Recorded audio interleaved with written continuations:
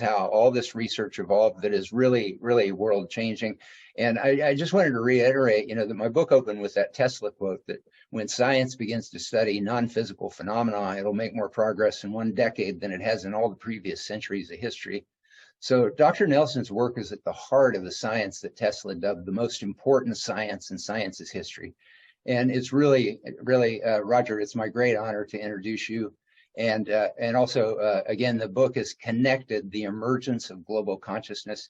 And Dr. Nelson was the coordinator of research at the Princeton Engineering Anomalies Research Laboratory at Princeton University from 1980 to 2002. And again, directed the Global Consciousness Project since its inception in 1997. So thank you so much for being here, Roger. Thank you very much for inviting me and putting together this amazing panel, and maybe more importantly, putting so much productive energy into trying to re-educate the world. Basically, we need to learn how to get out from under the stress. We need to learn how to work from the heart, to connect with each other, and so forth. And I frankly think there's no better way than to start young. Start with the really youngest people we can reach. And I'm on the team. I really want something like the UN project that you're proposing to go through. It's tough, because there's a lot of resistance that we've talked about. Anyway, thanks all of you. And I'd like to also show a few slides. And I believe if I poke the share screen and then turn on the slides, maybe that will work. Yep, that will work. Okay, we'll see what happens. DJ has spoken. So I didn't realize that we were going to have slides in this panel, but here we are. And I'm titling what I'm talking about today as "It really does look like global consciousness." I'll start from the beginning of my work. Was in the Pear Lab in the early 1980s, starting in 1980. We were not the first, but we did demonstrate very beautifully and with great scientific rigor that intention can change the output of a random number generator. A lot of people don't know what that is. Basically, what we're talking about is a physical device that uses something like quantum electron noise to create a sequence of completely unpredictable numbers. It's like creating at a very high speed heads and tails as if you were flipping an electronic coin. So we did a lot of work showing that an intention can affect these devices.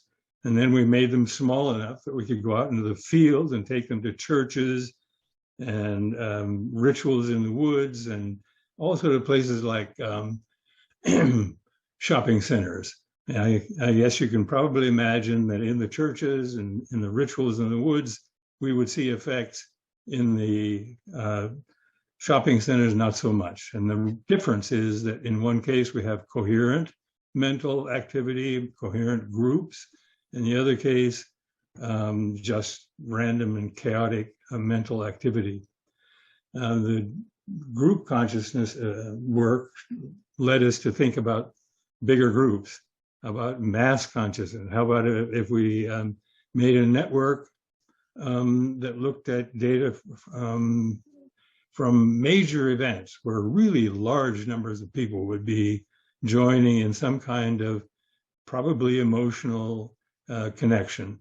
And this example, Princess Diana's funeral, was thought to be attended in one way or another by something like maybe 1 billion or 2 billion people. That's a beautiful picture, by the way. Thank you. That's New Jersey Shore. But so I can go ahead now? Yeah. You heard what I said about random number generators and all that stuff.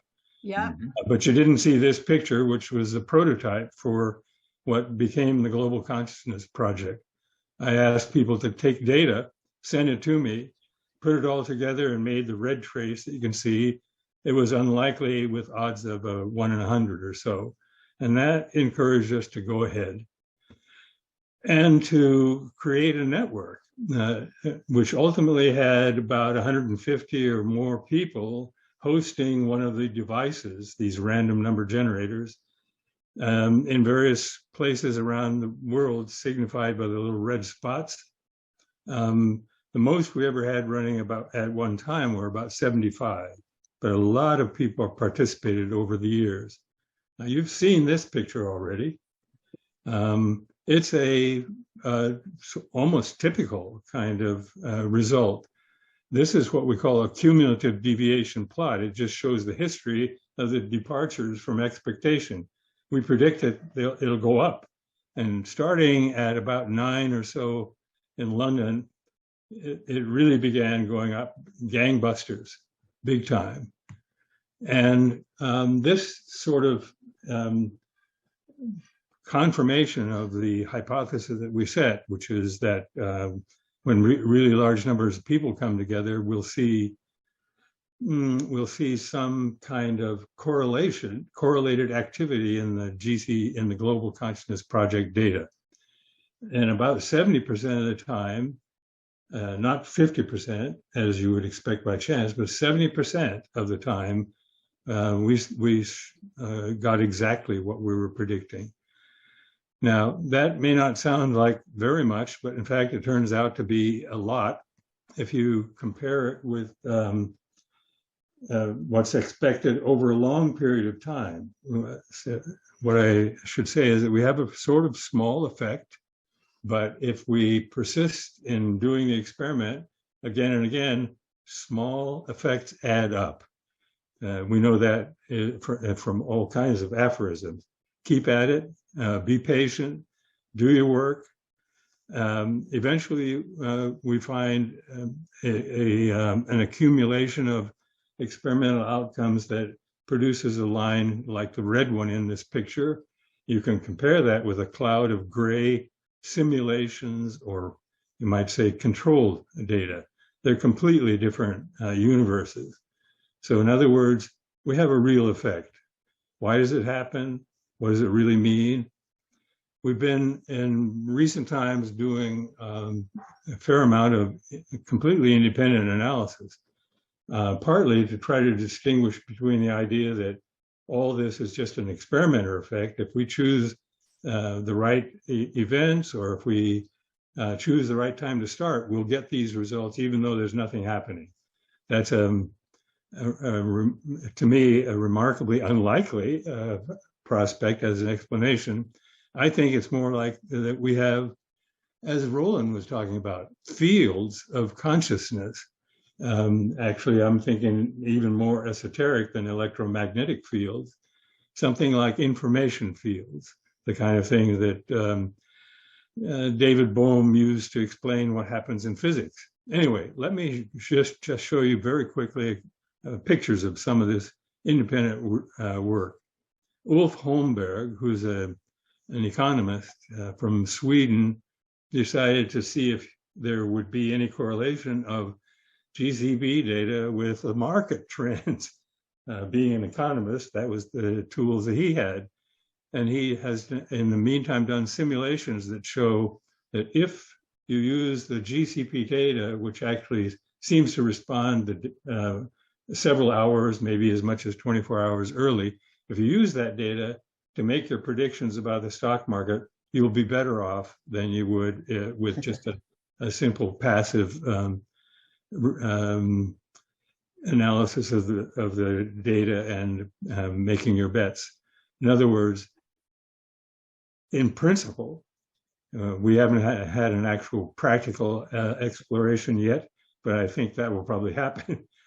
In principle, you can make money just by looking at the GCP data compilations. That should get a lot of attention. Another friend of mine, of ours, is Dean Radin, and he's been also looking at the data for 23 years worth of data from this project.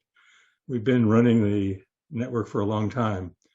He did something that's called multi-scale entropy calculations. And he did this with the original data from the GCP and with also some controls, pseudo-random data created just by a computer program, and also a scrambled version of the original data.